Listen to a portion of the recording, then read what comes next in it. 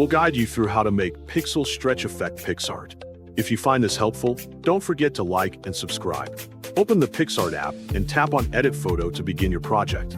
Then choose your main image from your gallery. After that, adjust the canvas size if needed so your layout fits properly.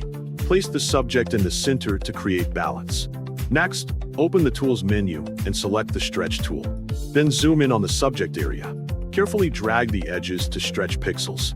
Focus on one direction, left or right, to maintain control. Create a smooth pixel flow while avoiding overstretching important parts. Apply the stretch gradually for a cleaner result, and confirm the stretch effect when satisfied.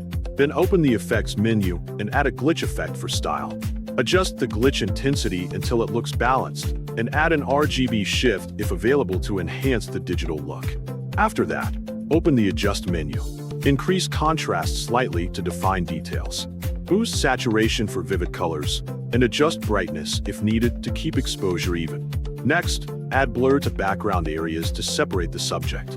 Apply grain for extra texture, and insert a subtle shadow for depth. Then add light or glow effects to highlight key parts.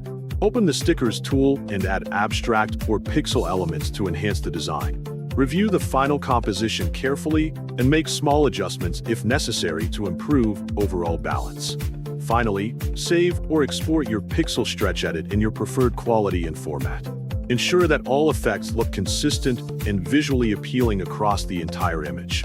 Take a moment to zoom out and check the composition from a distance so you can see how the stretched pixels blend with the original subject. Return to the Stretch tool and refine it gently. You can also revisit the Effects menu to fine-tune glitch layers and color shifts for better harmony.